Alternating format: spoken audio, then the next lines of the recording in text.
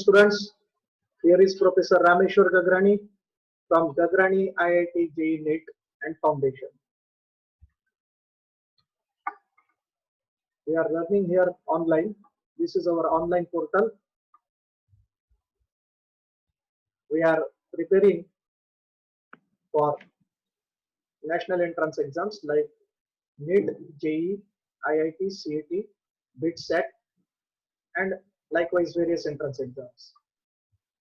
So since few days, we have been coming online. Day by day, it is noticed that it is a happy news to you all that continuously our students are increasing. Today, more than 50 students are on the screen. So this is our biggest achievement in a very short span of time. During these 5 to 7, 8 days, we reached to these numbers. So this is the receipt that you are all enjoying our online lectures of Professor Gagrani Brothers as well as Gagrani Associates, means Team Gagrani, the teachers who are in Gagrani Coaching Institute. We have two branches. One is at our Shahda branch, which is our mother branch, and another branch is at Nasik. Now both the branches are running well. At both these places, we have been conducting regular batches of Foundation, 11th, 12th State Board, IIT JEE NEET, CET, as well as NATA, BIT, SET. So we are preparing candidates for these world-class entrance exams to achieve their targets, to achieve their goal. And you all are here to prepare for such a toughest entrance exams. We assure you, we commit you to prepare you best for these entrance exams. मैं professor Rameshwar Gagrani आप सभी को commitment करता हूँ कि आपका कहीं भी नुकसान नहीं होने दूंगा। कहीं भी ऐसा लगा तो आप कभी भी मुझे रिपोर्ट कर सकते हैं, मुझे इन्फॉर्म कर सकते हैं किसी टीचर के बारे में या क्लास के कोई सजेशंस हो, या फिर आपको कुछ भी लगे, कुछ इंप्रूवमेंट हो, कुछ कॉर्नर हो, आपको लगे कि सर यहाँ ये कर सकते हैं, even your parents are welcome. Guardians की जो भी सजेशंस होंगे, एडवाइस होंगे, if they are valid, we will think over them and definitely we will guide you, we will prepare you at par. हम लोग बहुत अच्छी तरह से आपको प्रिपरेशन कराएंगे, इसका गारंटी है, क्योंकि पिछले 22 साल से हम लोग इसी क्षेत्र में है। पिछले 22 साल से मैं और professor Someshwar Gagrani, my younger brother, with a team of experts, we have been teaching these courses, and therefore we got tremendous and what you can say that flying color results each and every year. But it is equally it is depend upon candidates also. इसमें एक बात का ध्यान रहे, जैसा मराठी में कहा जाता है, टाळी एका हाताने वाजत नाही, तसंच या ठिकाणी आहे। इसी तरह से क्या ये दोनों की रिस्पॉन्सिबिलिटी है, आप सभी की, स्टूडेंट करके आपकी भी रिस्पॉन्सिबिलिटी। हाँ, लेकिन एक बात का मैं आपको सभी को एश्योरेंस दूंगा, कमिटमेंट करूंगा, हम आपसे करा लेंगे, हम आपसे करा लेंगे। यह नहीं बोलेंगे क्या हमने तो पढ़ाया, आपके बच्चे ने नहीं किया तो हम क्या करेंगे, ऐसा मैं कभी नहीं बताता हूँ, कभी बोलूंगा भी नहीं। आप कभी भी नोटिस करना, throughout span of time निकल गया आज तक के रिकॉर्ड है।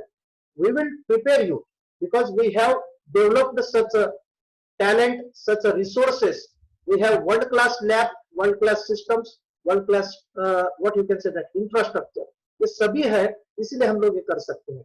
जैसे एक अच्छे हॉस्पिटल चलाने के लिए, एक अच्छे हॉस्पिटल चलाने के लिए एक अच्छे डॉक्टर की आवश्यकता है, एक क्वालिफाइड डॉक्टर की आवश्यकता है, लेकिन सिर्फ क्वालिफाइड डॉक्टर से एक अच्छा हॉस्पिटल नहीं चल सकता। क्योंकि मैं हॉस्पिटल की बात कर रहा हूँ तो वहाँ सीटी स्कैन मशीन होना जरूरी है, वहाँ द विंसी जैसे रोबोटिक सर्जरी जैसे मशीन हो तो बहुत अच्छी बात है, वहाँ डिजिटल एक्सरे की मशीन होना जरूरी है, वहाँ आपके एमआरआई जैसी मशीन होना जरूरी है, वहाँ पैथोलॉजी की वर्ल्ड क्लास लैब होना जरूरी है। तो फिर उस हॉस्पिटल में हम लोग बहुत अच्छा ट्रीटमेंट कर सकते हैं। क्यों? क्योंकि जैसा आपका डिसीज होगा, जिस तरह से आपकी इलनेस होगी, उस तरह से मशीनरी की आवश्यकता पड़ेगी, उस तरह से डॉक्टर की आवश्यकता पड़ेगी। तो आप सभी को पता है आईआईटी जेईई नीट ये नेशनल लेवल के एंट्रेंस एग्जाम कोर्सेस है, इनको अगर प्रिपेयर करना है तो इन सभी चीजों की आवश्यकता पड़ती है। तो डियर ऑल,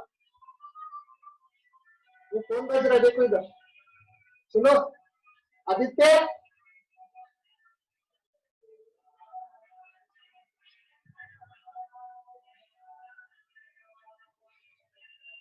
फोन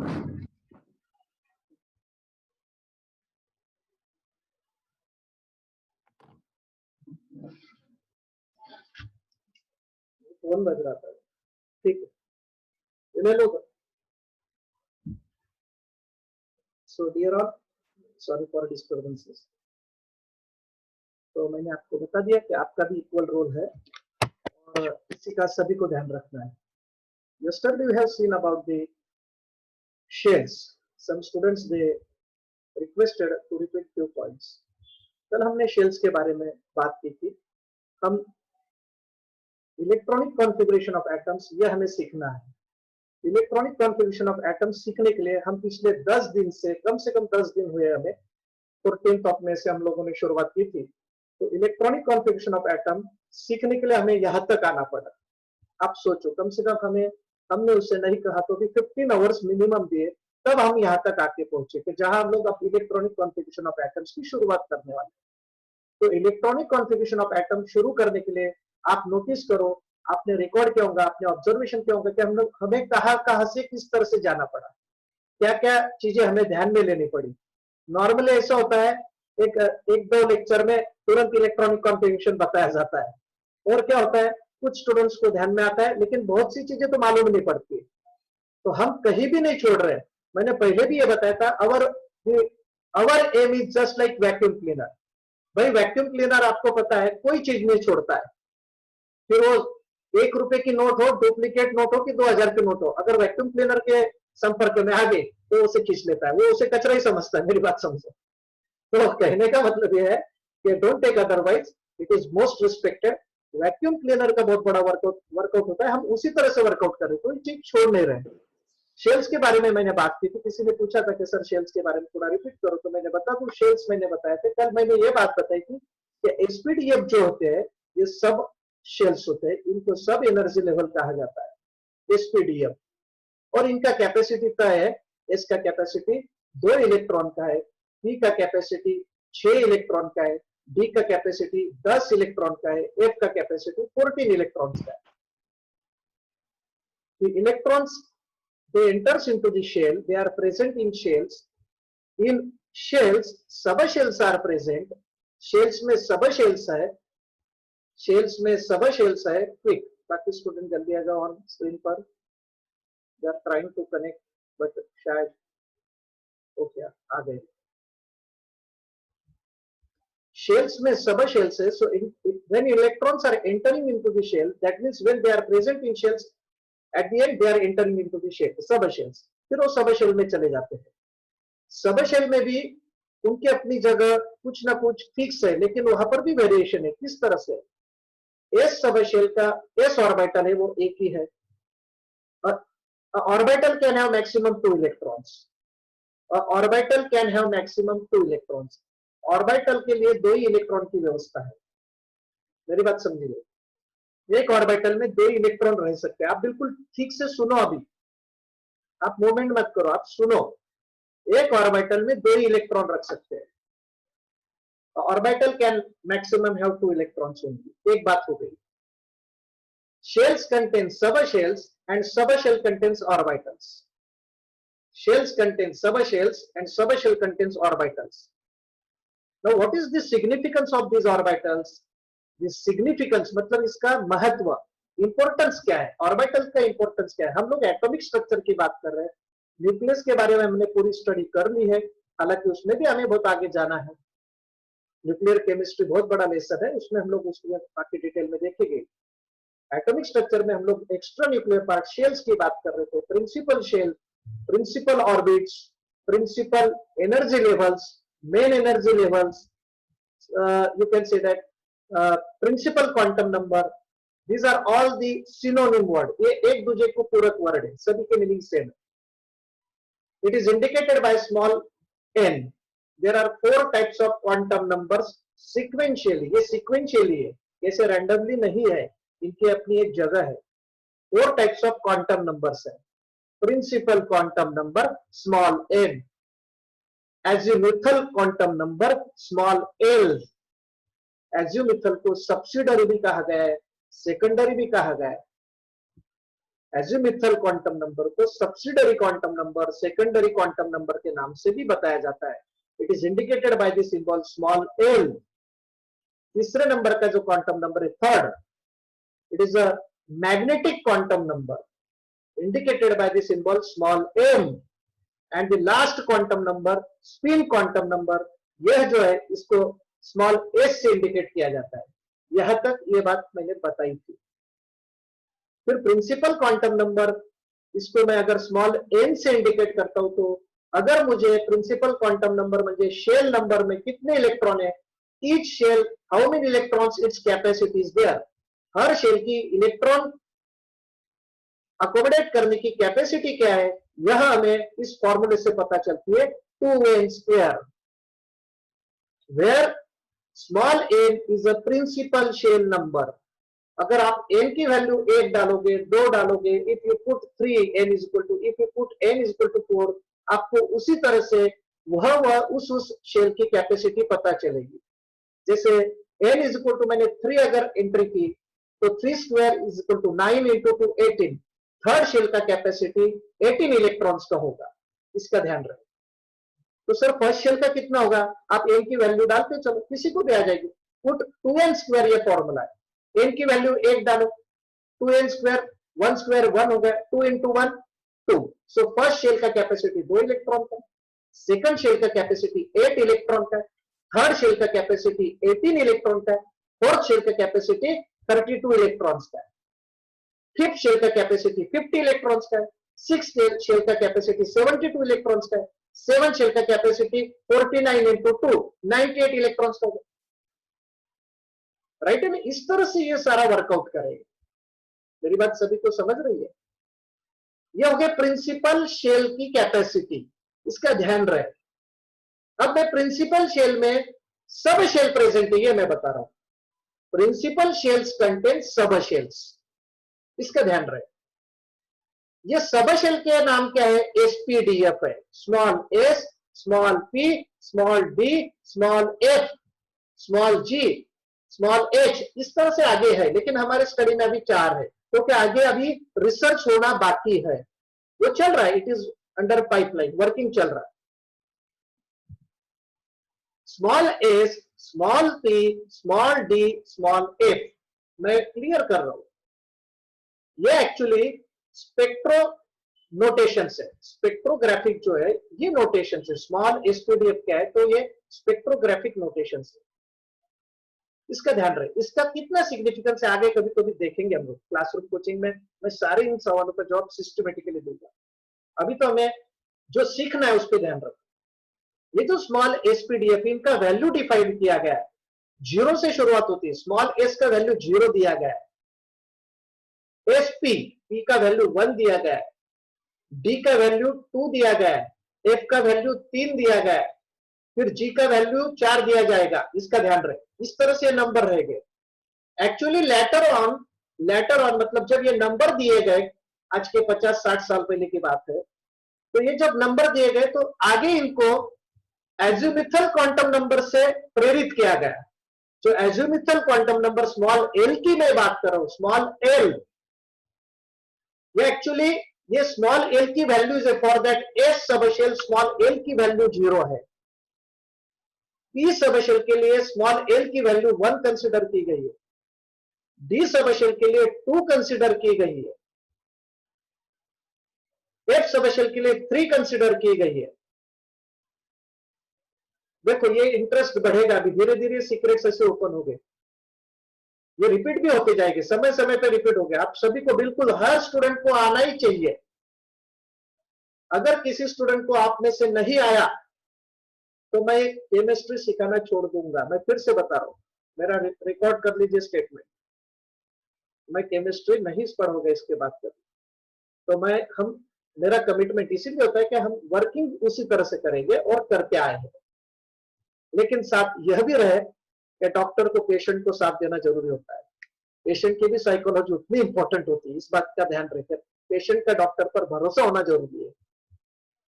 मैंने एल की वैल्यू डिफाइन की है, I have defined the value of L.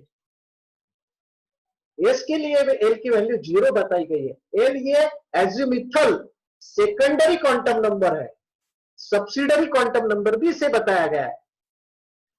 अब ये इसके डिटेल्स में हम लोग जाएंगे आगे कि एक्चुअली एल को क्या बताना है, एजोमिथल क्वांटम नंबर क्या बताना चाहता है, एजोमिथल क्वांटम नंबर ये क्या बताना चाहता है, ये हम आगे जाके देखेंगे।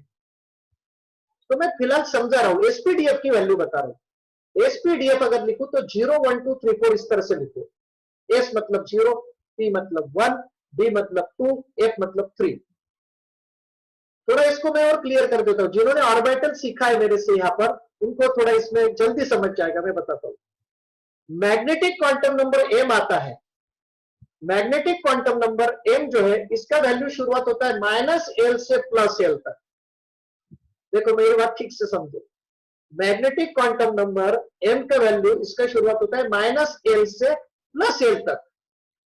चलो एक एग्जांपल लेते हैं, एफ सबशेल है, इसके लिए एल का वैल्यू 3 है।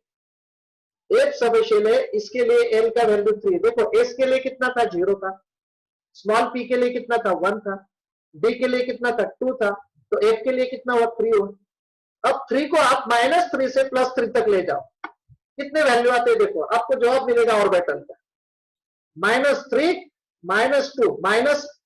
मैं मैग्नेटिक क्वांटम नंबर एम की बात कर रहा हूं, इसकी वैल्यू शुरुआत होती है -L से +L तक। अब -L से शुरुआत करो तो एफ जो हमारे पास सबशेल है, एफ सबशेल के लिए जो ये सबशेल है, इसके लिए एल का वैल्यू 3 है, एल। अब -L से +L तक चलो तो -3 -2 -1 0 1 +2 +3 7 हो गए। देखो ये 7 ऑर्बिटल एफ के है। जिनको ऑर्बिटल के कल तक थोड़ा स्टडी था उनको ये बात अभी कुछ तो समझ आएगी। हम लोग डी की वैल्यू कवर करते हैं। डी में 5 ऑर्बिटल है, आते क्या देखो, डी के लिए, डी सबशेल के लिए एजिमुथल क्वांटम नंबर एल का वैल्यू 2 है। क्यों? क्योंकि एस के लिए 0 है, पी के लिए 1 है, तो डी के लिए 2 हो गया, एफ के लिए 3 हो गया। तो डी के लिए अगर 2 है तो magnetic quantum number from -L to +L होता है, -L टू +L। तो फिर -L से +L तक डी की वैल्यू डिफाइन करो, -2 -1 0 +1 +2 5 हो गए। डी ऑर्बिटल 5 है, देखो डी ऑर्बिटल 5 है कि नहीं। पी के लिए चलो, पी के लिए चलते हैं। एस के लिए एल का वैल्यू 0 है, एस के लिए एल का वैल्यू 0 है, ठीक है, एस के लिए एल का वैल्यू 0 है। पी के लिए एल का वैल्यू 1 है। ये अभी तुरंत सभी को समझने में थोड़ा समय लगेगा, लेकिन मैं एक उस रूट पे हूं तो मैं थोड़ा बताना चाहता हूं। थोड़ी बात समझने की कोशिश करो, थोड़ा सा ही समझना है, बहुत नहीं, आगे जाएंगे हम लोग। मैं पी की बात कर रहा हूं, पी के 3 ऑर्बिटल है, हम लोग डिफाइन करते हैं। एस के लिए एल का value, azimuthal quantum number L है, उसका वैल्यू एस के लिए 0 है, पी के लिए 1 था, डी के लिए 2, एफ के लिए 3, तो पी के लिए 1 है। L is equal to 1 for P subshell. जब L is equal to 1 for P subshell है तो मैग्नेटिक क्वांटम नंबर M की वैल्यू -L से +L तक चलेगी। जब -L से +L तक चलेगी तो आप अभी एक है तो लिखो -1, एक है तो -1 0 +1, तो 3 हो गए। ये ऑर्बिटल 3 है, देखो हमारे पास -1 0 और +1 3 है कि नहीं। इसे हम देर चलते हैं ठीक तरह से और आगे देखने वाले, डिटेल में देखेंगे, तो स्टेप बाय स्टेप चलेगा, बिल्कुल कट टू कट। हाँ लेकिन एक बात तो क्लियर है, जितने भी ऑनलाइन आ रहे हैं ये बहुत आगे चलेंगे, इसका गारंटी है। बहुत से सवाल तब तक आगे थोड़ा सा देख लेता हूँ। ओके ओके, अच्छा जवाब आ रहा है, sir what is the meaning of post transition elements. ठीक है बेटा, ये थोड़ा आगे देखेंगे। चलो आगे बढ़ता हूं, यहां तक मैंने समझा है। अब फिर से उसी जगह पर आ जाते हैं। शेल्स में सब शेल्स है जिनके नाम एसपीडीएफ है। शेल्स की मैंने कैपेसिटी 2n² के माध्यम से क्लियर कर दी। शेल एक बड़ा बॉक्स है तो सब शेल छोटे बॉक्स है, इसीलिए उनको सब शेल कहा गया। शेल को मैं मेन एनर्जी लेवल बता रहा हूं तो सब शेल को मैं सब एनर्जी लेवल बता रहा हूं। बराबर है। सब शेल्स को मैं सब एनर्जी लेवल के नाम से भी बता रहा हूं। इनको मैं ऑर्बिट्स भी कहा जाता है, simply orbits, S orbit, P orbit, D orbit, F orbit बताया जाता है। हालांकि स्टेशनरी ऑर्बिट अगर कहे तो वो के एल एम एन ही है। स्टेशनरी ऑर्बिट मतलब K L M N O, that is principal quantum number 1 2 3 4 5 6। Principal quantum number tells you about the stationary orbits K L M N O P and largely describe their energies. अच्छी तरह से उनकी energy बताता है principal quantum number. Azimuthal quantum number ही हमें shapes of these shells वगैरह देगा। ये जो शेप्स है हमने जो सब ऑर्बिटल के शेप वगैरह देखी वो बताएगा। ठीक है, आगे चलते हैं। एस सब शेल का कैपेसिटी 2 इलेक्ट्रॉन का है। हमने शेल्स का कैपेसिटी समझ लिया। शेल्स का कैपेसिटी 2n² फॉर्मूले से 2n², लेकिन मैं सब शेल की बात कर रहा हूं। उसकी कैपेसिटी एस की 2 इलेक्ट्रॉन की है, पी की 6 इलेक्ट्रॉन की है, डी की 10 इलेक्ट्रॉन की है और एफ की 14 इलेक्ट्रॉन की है। देखो समझ रहा है। S subshell contains maximum 2 electrons. P subshell contains maximum 6 electrons. D subshell contains maximum 10 electrons, whereas F subshell contains maximum 14 electrons. ये उनकी अपनी कैपेसिटी है और इससे हमने इसका रिलेशन बताया था with the columns awarded in the modern periodic table to respected blocks. Modern periodic table में एस ब्लॉक को 2 कॉलम दिए गए क्योंकि उसका कैपेसिटी 2 इलेक्ट्रॉन का है। एसपीडीएफ जो मॉडर्न पीरियोडिक टेबल में, वही शेल्स के तो नाम, सब शेल के नाम वही है ना, एसपीडीएफ। वही तो हमने ब्लॉक को नाम दे दिया मॉडर्न पीरियोडिक टेबल में। पीरियोडिक टेबल में जो ब्लॉक्स है वो एसपीडीएफ कहा जाता है, एस पी डी एफ इस तरह से कहा जाता है। तो वही तो हमारे सब शेल के नाम है, एसपीडीएफ। अब उनमें जितनी इलेक्ट्रॉन की कैपेसिटी है उतने कॉलम या उतने ग्रुप उस ब्लॉक को दे दिए गए। देखो डी ब्लॉक को 10 कॉलम दिए, 10 ग्रुप डी ब्लॉक में, तो डी का कैपेसिटी 10 इलेक्ट्रॉन्स है। एफ का कैपेसिटी 14 है तो 14 उसे कॉलम दिए गए। 6 columns are given to the p block, उसकी कैपेसिटी 6 इलेक्ट्रॉन की। ये हमने चर्चा कर ली थी पूरी तरह से, आपको रिवाइज हो गई। आवाज आ रही है, आप नोट कर लीजिए।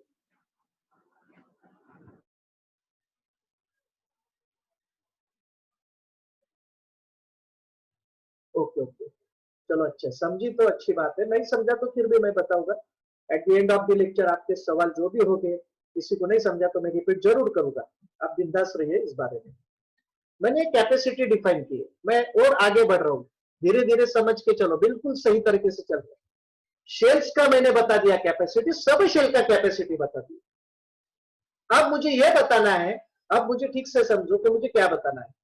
अब मैं शेल अगर 1 कंसिडर करता हूं, अब ये आज नया बता रहा हूं मैं, जरा आज नया बता रहा हूं। शेल अगर मैं फर्स्ट कंसिडर करता हूं, मतलब 1 कंसिडर करूंगा, तो उसमें एक सब शेल है, बस इतना ध्यान में रखो। शेल अगर मैं 2 कंसिडर करता हूं, सेकंड शेल, तो उसमें 2 सब शेल है, इसका ध्यान रहे। शेल अगर मैं 3 कंसिडर करता हूं तो उसमें 3 सब शेल है। शेल अगर मैं 4th कंसिडर करता हूं तो उसमें 4 सब शेल है। ये बिल्कुल जैसे नंबर है वैसे कंसिडर कर लो, 1 में 1 है, 2 में 2 है, 3 में 3 है, 4 में 4 है। अब वो कैसे, कौन कौन से, ये तो समझना चाहिए। मान लो मैंने अगर कहा कि फर्स्ट शेल में एक सब शेल है, तो क्या वो एफ है, क्या डी है, क्या पी है, क्या एस है, ये तो क्लियर हो, ये तो क्लियर होनी चाहिए।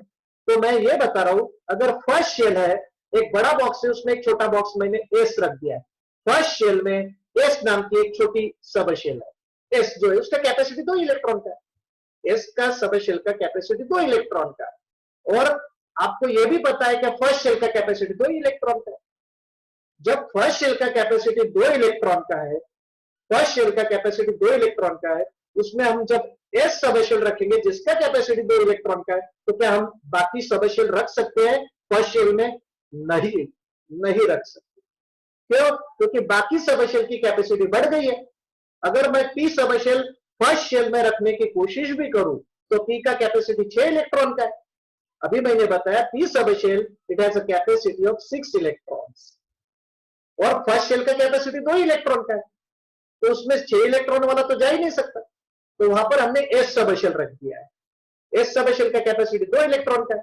सो in first shell we put S sub shell. First shell में हमने एस यह सबशेल रख दी। अब मैं सेकंड शेल में जा रहा हूं। Second shell 2n square, 2n square small n, n मतलब शेल नंबर, मैं सेकंड शेल की बात कर रहा हूं। तो 2n स्क्वायर मतलब क्या होगा उसका capacity, 2 square into 2 that is 8। Second shell का कैपेसिटी 8 इलेक्ट्रॉन्स का है। तो क्या मैं यहां डी सबशेल रख सकता हूं? नहीं रख सकता, क्योंकि कैपेसिटी सेकंड शेल का 8 इलेक्ट्रॉन्स का है। तो डी कैसे रखेंगे भाई, उसका कैपेसिटी तो 10 इलेक्ट्रॉन्स का है।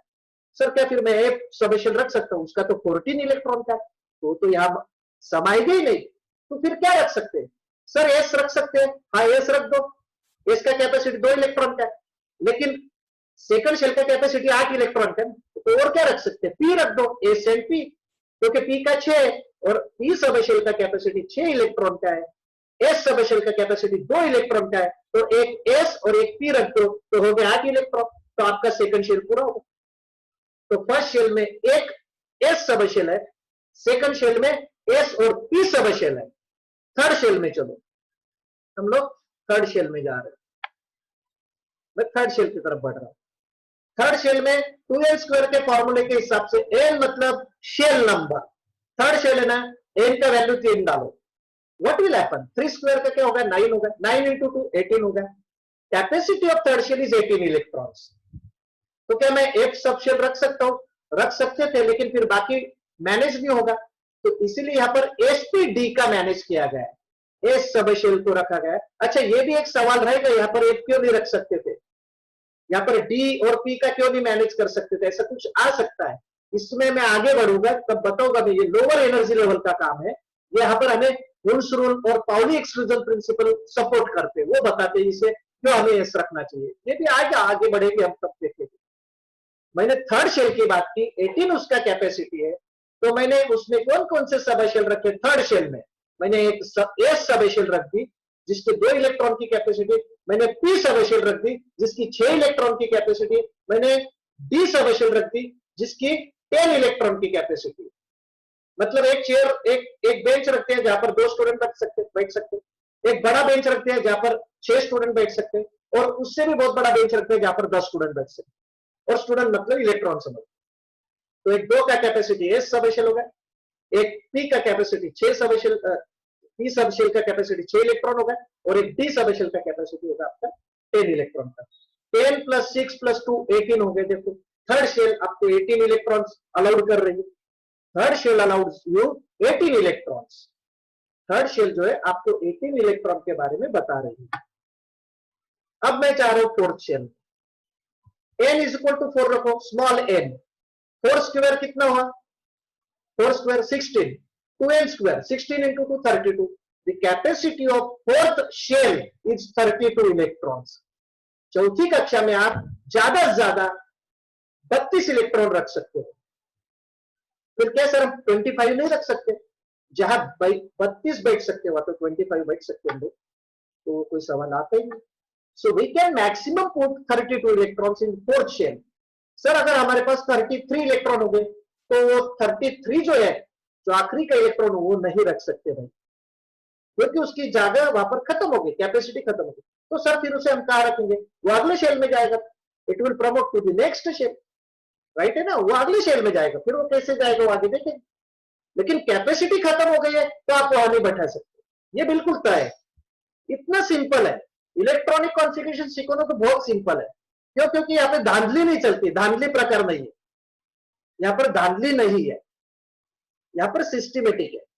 यहाँ पर झिंझिक झिंगट जैसा डांस नहीं चलेगा, यहाँ पर तो आपको एक कोई ना कोई सिस्टमेटिकली बिल्कुल कथक नृत्य बोलो एक अच्छा डांस करना पड़ेगा। ठीक है, मेरी बात समझ रही। मैंने फोर्थ शेल का कैपेसिटी डिफाइन किया 32 इलेक्ट्रॉन्स का।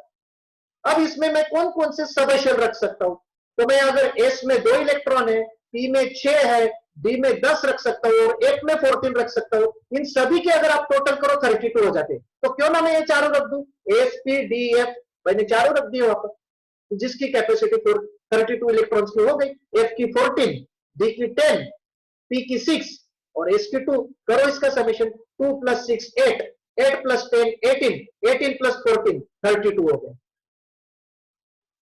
बिल्कुल सही, आप यहां तक पहुंचे हैं, यहां तक हमने बिल्कुल डिस्कशन कर लिया था। मैंने रिवाइज इसलिए किया कि जो न्यू कमर्स है उन्हें भी समझे, और जो एग्जिस्टेड स्टूडेंट है जो डेली अटेंड कर रहे हैं उनका और माइंड फ्रेश हो जाए, उनको और परफेक्शन हो जाए, मजबूत हो जाए। यहां तक आपका क्लियर हो जाए। अब एक रूल ऐसा है, इस रूल को समझ लो। रूल यह है कि किसी भी ऑर्बिटल में 2 के ऊपर इलेक्ट्रॉन नहीं रख सकते। You cannot put more than 2 electrons in an orbital. तो मैंने एक नया वर्ड आपके सामने लाया है। Your speaker is on. मैंने एक नया वर्ड आपके सामने रखा है। क्या रखा है? ऑर्बिटल। क्या रखा है मैंने? ऑर्बिटल रखा है। ऑर्बिटल, ध्यान में रखो, TAL। What is an orbital? Orbital क्या है? It is a 3-dimensional space. Orbital is a 3-dimensional space where the probability to find out an electron is maximum. मैं फिर से डिफाइन करूंगा ऑर्बिटल की डेफिनेशन। एक ऐसी जगह है जहां हम कुछ रख सकते हैं। 3-dimensional मतलब क्या? कुछ वहां पर रख सकते हैं। मैं ये सामने दीवार है, मैं दीवार पे कोई बॉल रख सकता हूं? कैसा? नहीं रख सकता, क्योंकि वो 2-dimensional है। 3-dimensional मान लो एक टेबल है, मेरे बाजू में एक टेबल है, वहां पर मैंने मान लो ये बॉटल रख दी, तो ये 3-dimensional जगह हो गई। 2-dimensional पे हम नहीं रख सकते। मान लो मेरे सामने दीवार है, मैं वहां पर ये बॉटल रख सकता हूँ? नहीं रख सकता, तो पड़ जाएगी, गिर जाएगी। तो मुझे 3-dimensional स्पेस की आवश्यकता रहेगी। तो ऐसा कहा गया है, orbital is a 3-dimensional space where the probability to find out an electron is maximum. Orbital एक ऐसी जगह है कि जहां पर इलेक्ट्रॉन मिलने की पॉसिबिलिटी सबसे ज्यादा है। ऑर्बिटल ही अशी जागा है कि इलेक्ट्रॉन जर सापडले तर तिथंच सापडते। मग सर शेल्स सर मध्ये आपका आवाज नहीं आ रहा है सर। अच्छा, मेरी आवाज नहीं आ रही, तो क्या मैं बाकी स्टूडेंट से पूछ सकता हूँ कि मेरी आवाज आ रही क्या? आ रही है सर। ओके, ठीक है, नो सर, आ रही है सर।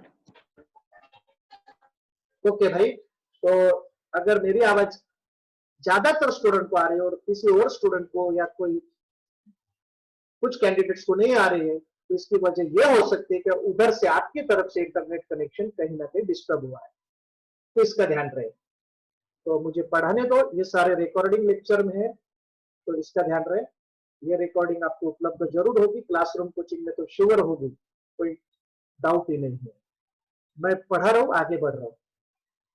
मैं ये बता रहा था की ऑर्बिटल ही एक अशी जागा आहे की तिथे इलेक्ट्रॉन मिळण्याची शक्यता सर्वात जास्त आहे। माझं परत एक वेळेस सांगतो मी, नीट ऐका। इलेक्ट्रॉन कुठे सापडतील असा प्रश्न जर कोणी विचारला तर आपण काय म्हणतो? शेल्स मध्ये, बरोबर, शेल्स मध्ये सापडतील। पण शेल्स मध्ये आपल्याला इलेक्ट्रॉन सापडणार नाही। जरी shell is the house of electron, but if you want to catch them, अगर हमें उन्हें कैच करना है तो हमें उन तक पहुंचना पड़ेगा, और वो कहां छुपे हैं? वो ऑर्बिटल में छुपे हैं। तो फिर ऑर्बिटल क्या है? तो वही मैं बता रहा हूं, शेल्स में सब शेल्स है, और सब शेल में ऐसी जगह है जहां ऑर्बिटल है वही इलेक्ट्रॉन मिलेंगे। मतलब यहां पर बहुत सी ऐसी जगह है कि जहां पर आपको इलेक्ट्रॉन नहीं मिल सकते, लेकिन जहां इलेक्ट्रॉन हो गए वो जगह ऑर्बिटल हो गई। तो शेल्स में सब शेल्स है, और सब शेल में कोई ऐसी जगह होगी, ऐसी जगह जगह पर होगी जहां इलेक्ट्रॉन मिल सकते हैं। मान लो मैंने एक सर्कल बनाया है, एक सर्कल बनाया है, सर्कल में मैंने 4 साइकिलिस्ट खड़े कर दिए। तो सर्कल तो बड़ा है, जहां पर 50 साइकिलिस्ट में खड़े कर सकता हूं, लेकिन जो 4 साइकिलिस्ट खड़े कर दिए, मान लो 4 इलेक्ट्रॉन है, तो वो जो जगह है वो ऑर्बिटल हो गई। वो जगह जो ऑर्बिटल हो गई, ये मैं बता रहा हूं। So orbital is that place where the probability to find out an electron is maximum. अगर इलेक्ट्रॉन मुझे ढूंढना ही है तो मैं ऑर्बिटल में ही वो मिलेंगे, या फिर जहां मिलेंगे वो जगह ऑर्बिटल है, इसका ध्यान रहे। हम इस तरह से वही से वर्षा भी बात कर सकते हैं ना।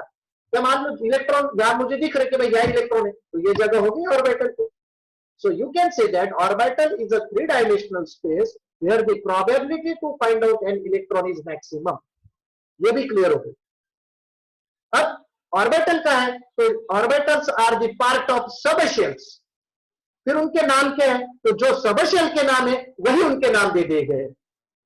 एस सब शेल है तो उसके पास एस ऑर्बिटल है, पी सब शेल है तो उसके पास पी ऑर्बिटल है, डी सब शेल है तो उसके पास डी ऑर्बिटल है, एफ सब शेल है तो उसके पास एफ ऑर्बिटल है। मेरी बात सभी को ठीक से समझ रही है? जो सब शेल के नाम है वही ऑर्बिटल को दे दिए गए। अब सवाल ये आता है, क्या मैंने ये बताया था कि ऑर्बिटल में ज्यादा से ज्यादा 2 ही इलेक्ट्रॉन रख सकते भाई? अगर ऑर्बिटल में ज्यादा से ज्यादा 2 ही इलेक्ट्रॉन रख सकते हैं तो एस का तो काम बन गया। एस ऑर्बिटल एक ही है, एस ऑर्बिटल एक ही, उसमें 2 इलेक्ट्रॉन आ जाएंगे, ठीक है ना। एस का कैपेसिटी 2 इलेक्ट्रॉन का है, S subshell has the capacity 2 electron, तो उसके पास एक एस ऑर्बिटल है तो उसमें 2 इलेक्ट्रॉन रख दे। अब वो तो खुश हो गए, उसको तो वीआईपी पास मिल गई, उससे तो कुछ टिकट निकालने की आवश्यकता ही रही नहीं ना फिर, उसके पास तो रेडीमेड पास आ गया, वो तो वीआईपी चेयर पे जाके बैठ गए भाई। अब सवाल ये आता है कि पी की कैपेसिटी तो 6 इलेक्ट्रॉन की, डी की कैपेसिटी तो 10 इलेक्ट्रॉन की और एफ की तो 14 इलेक्ट्रॉन की। इन सबशेल की कैपेसिटी का तो सोचो आप, इनका कैपेसिटी अगर सोचे तो पी सबशेल में 6 इलेक्ट्रॉन रख सकते हैं, डी सबशेल में हम 10 इलेक्ट्रॉन रख सकते हैं, एफ सबशेल में 14 इलेक्ट्रॉन चले गए। अरे पर 14 इलेक्ट्रॉन गए, लेकिन अगर ऑर्बिटल की बात करूं तो 2 ही, अगर एफ ऑर्बिटल की बात करूं तो 2 इलेक्ट्रॉन रख सकते हैं, तो फिर बाकी 14 में से 12 ने क्या करना? 14 में से out of 14 what about 12 electrons? अगर मैं डी की बात करूं, आउट ऑफ 10 उसका कैपेसिटी 10 इलेक्ट्रॉन का डी सबशेल का, और उसमें जो ऑर्बिटल है तो उसका कैपेसिटी तो 2 इलेक्ट्रॉन का है, तो फिर 8 इलेक्ट्रॉन ने क्या करना? 2 तो बैठ गए, 8 ने क्या करना? खड़े रहना बस में, बस में खड़े रहना पड़ेगा ना, फिर क्या करना? इसीलिए इसे थोड़ा एक्सटेंड किया गया, इसको एक्सटेंड किया गया, इसको मैग्नेटिक क्वांटम नंबर और एजिमुथल क्वांटम नंबर ने अपना एक सपोर्ट किया है, इसको एजिमुथल क्वांटम नंबर ने सपोर्ट किया एक्चुअली। एजिमुथल क्वांटम नंबर बता रहा, मैंने बताया एल की वैल्यू डिफाइन की गई है, वह यहां पर बताता है कि there should be 3 p orbitals for 6 electrons. P subshell में 3 p ऑर्बिटल होने चाहिए। अगर उसके पास 6 इलेक्ट्रॉन है, पी सबशेल के पास 6 इलेक्ट्रॉन है और एक ऑर्बिटल में मैं 2 इलेक्ट्रॉन रख सकता हूं, तो उसके पास कम से कम 3 p ऑर्बिटल होंगे, तभी वो 2-2-2 करके रख सकता है, नहीं तो नहीं रख सकता। So there should be 3 p orbitals. Note करो, देखो कितना इंपॉर्टेंट है, there should be 3 p orbitals. p orbital 3 होने चाहिए, फिर वो भले सेकंड शेल में हो, वो थर्ड शेल में हो, वो फोर्थ शेल में हो, किसी भी शेल में हो सकते हो, क्योंकि सबशेल तो पी सबशेल सेकंड शेल में भी है, पी सबशेल थर्ड शेल में भी है, पी सबशेल फोर्थ शेल में भी है ना, हमने लिखा है ना। फर्स्ट शेल में एक ही सबशेल है एस नाम की, सेकंड शेल में एस और पी है, थर्ड में एस पी डी है, मतलब पी रिपीट हुई ना, सेकंड में भी पी है, थर्ड में भी पी है,